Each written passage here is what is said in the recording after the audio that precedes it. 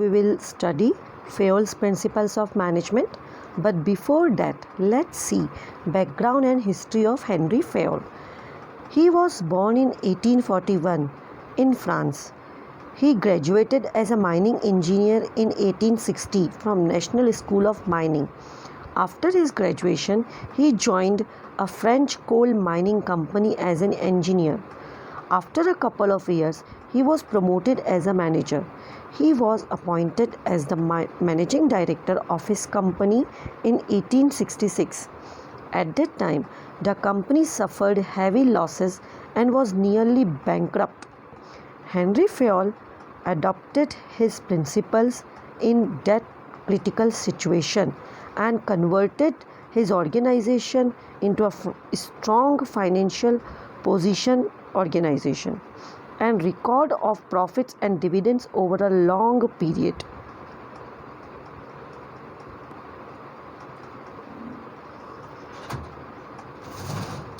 Due to his immense contribution in management, he was known as father of modern theory of general and industrial management because of following contribution.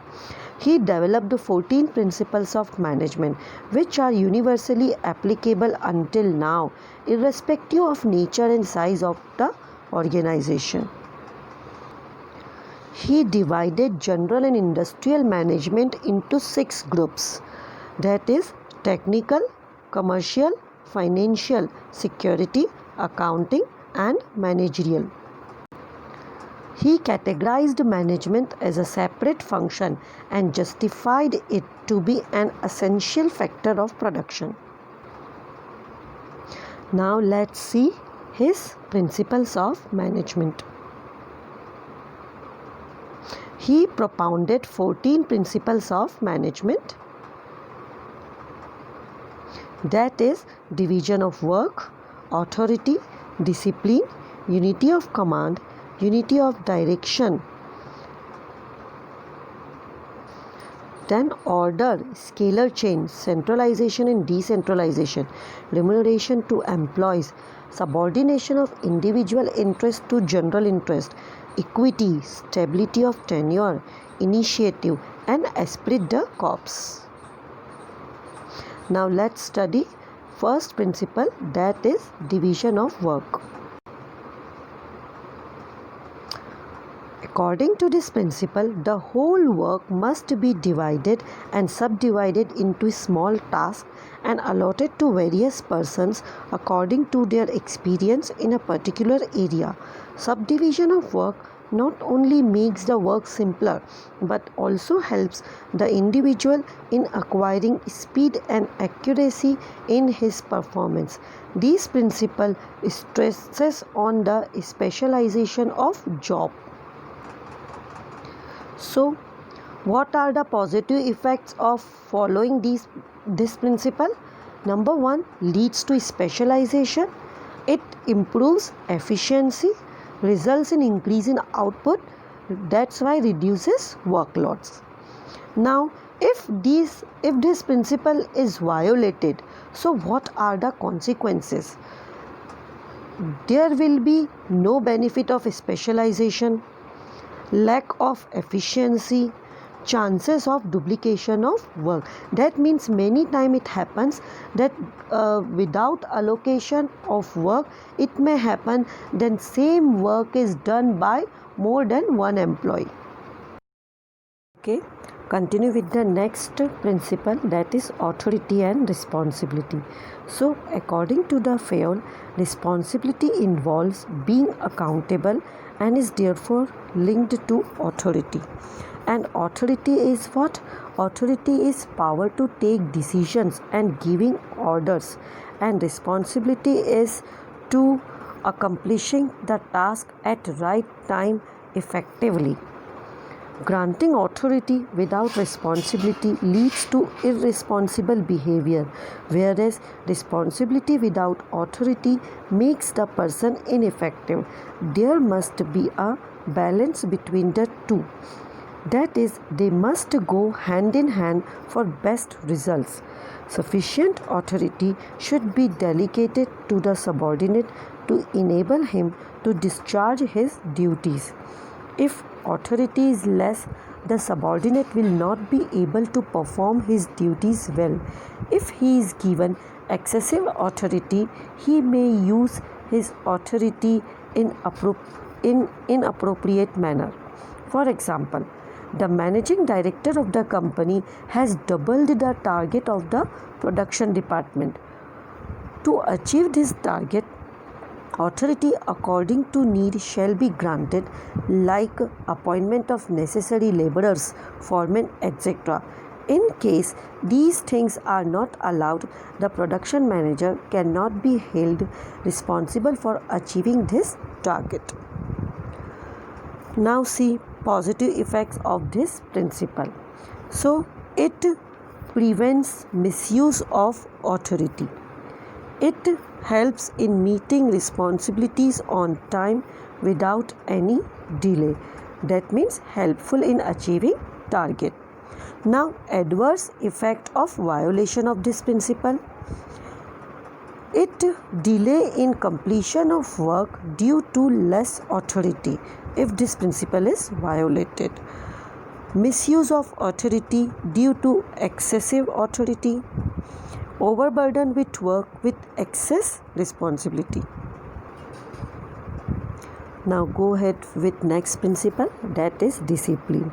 According to Henry Fayol, discipline means sincerity, obedience, respect of authority, and observance of rules and regulations of the enterprise. Discipline requires good supervisor at all levels, clear and fair agreement regarding rules and judicious application of penalties. So discipline is must for all the organizations at all levels. Management can present a good example of his subordinates by disciplining himself. Now see the positive effects of this principle. By following these principles, we can achieve systematic and smooth working in organization. It also helps to improve efficiency of the employees. Better labor management relations can be achieved. Violation of these principles lead to state of confusion and chaos prevails in the organizations. Wastage of resources in absence of discipline, delay in work due to absence of rules and regulations.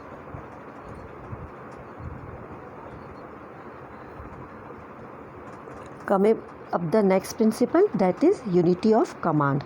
According to this principle, a subordinate should receive orders from one superior only and be accountable to that superior from he receives orders.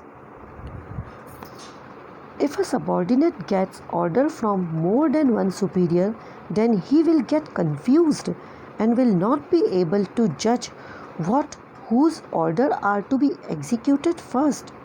Dual subordination creates confusion in the subordinate and conflict between the superiors. So in order to avoid confusions, conflicts, disharmony, etc., the employee should receive orders from one boss only. Fayol observed that if this principle is violated, authority will be undermined, discipline will be in jeopardy, order will be disturbed, and stability will be threatened. Ego clashes among different superiors. Subordinate will escape from responsibility by giving excuses. Say for example, if a peon is asked by the production manager to bring the manuals of various production houses, and the same time sales manager ordered him to bring sales report of the past year. In such situation, it's very difficult for the peon to obey the instruction that first to whom he has to obey. Now see what's the positive effect of following this principle. No confusion remain in the mind of subordinate because they are following one boss. No ego clashes. It also improves safety and effectiveness in work, as well as creates harmonious relationship between superiors and subordinates. Let's continue with the fifth principle, that is unity of direction. Fayol advocates one head, one plan, which means that there should be one plan for a group of activities having similar objectives. All related activities should be put under one group. There should be one plan of action for them and should be under the control of one manager. That means one unit, one plan. Moreover, the efforts of all the members of organization must be directed towards a common goal, and this is possible by unification of efforts towards one direction. This will lead to better coordination and help in the effective management of the enterprise. If this principle is not followed, there will be unnecessary duplication of efforts and wastage of resources. See, this picture depicts that all the employees are directed in one directions by the manager. That means they are following one plan in achievement of common goal. Following this principle will have following positive effects.